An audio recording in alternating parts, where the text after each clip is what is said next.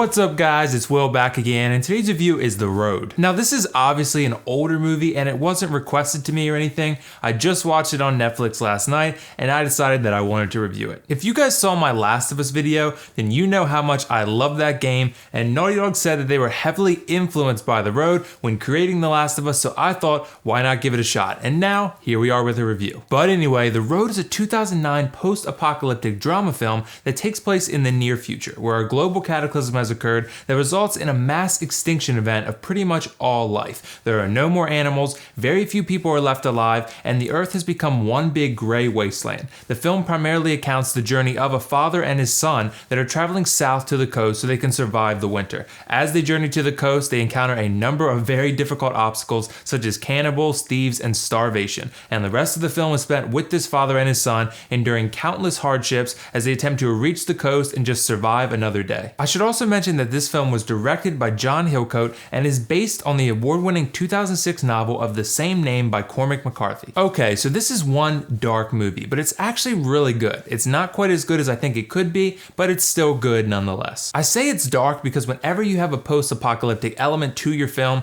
things are likely going to get pretty crazy pretty quickly, and this movie takes that element to a whole nother level. Like I said, there's cannibals, there's thieves, and there's starvation. What this film is good at is showing you what the post-apocalyptic life would look like in the real world, and it's not pretty. There's no zombies or beasts after this father and son duo, it's just people trying to survive. A lot of times people steal and kill and resort to cannibalism because there are simply no other options. If you want to live in this world, you're going to have to do things to the detriment of others. There are no animals to eat, food is incredibly scarce, and whatever people are left out there are more than likely looking to kill you and eat you. Like I said, this movie is dark, but it feels gritty and realistic. The story almost entirely follows the adventure of the father, played by Viggo Mortenson, and his son, played by Kodi Smit-McPhee, with a few flashbacks sprinkled in there every now and then to provide you some backstory into the mother, played by Charlize Theron, and just how this family has survived for as long as they have in this wasteland. These are essentially the only three key characters in this entire movie. There are other ones introduced, but they don't stick around long enough to make a huge impact on this main story.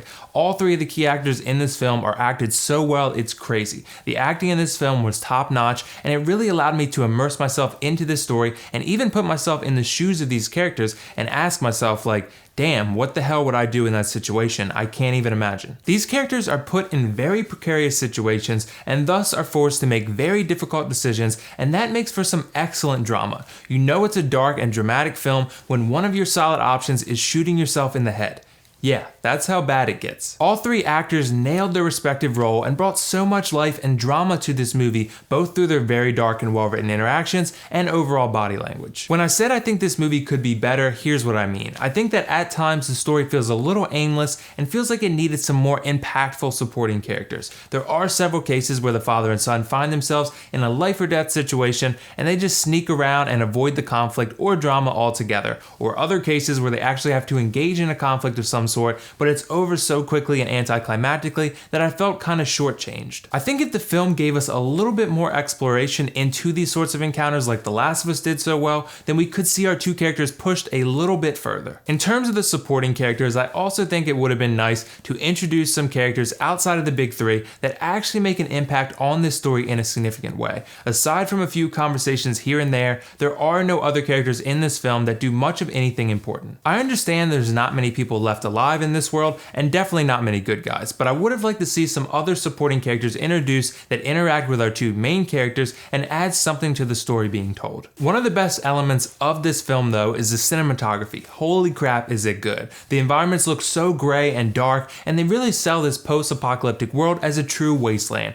There's essentially nothing left on Earth for anybody, and the cinematography does a really good job of showing you that as a viewer consistently. It's not hard to immerse yourself into this story because the environments are so well crafted that you feel like you're there. The story is very dark and the environments relay that exact same message. From a technical standpoint, the shots in this film all look really good as well. Everything is very dimly and dramatically lit, and the shots emphasize the father and son's emotions because this is their story, and their adventure and trials and tribulations and how it affects them are what we're supposed to care about. The practical effects in this film were also really awesome. Everyone's clothes look raggedy, their teeth were very yellow and stained, and people looked malnourished because they're starving. Once again, high immersion factor for this film. One last knock I have on this film is the pacing. I get this is an unpredictable world, but usually when our two characters run into some sort of violent obstacle, it comes out of nowhere and it doesn't last for very long. Then we go through a lot of the same things repeatedly, and that's fine when you sprinkle in some excitement every now and then, but that doesn't happen all too often. It felt like all the exciting stuff was all crammed together and the character development stuff was all crammed together, when ideally you should get a consistent mixing of both. Okay, so overall, I enjoyed this film. I thought it had a very dark and dramatic adventure story,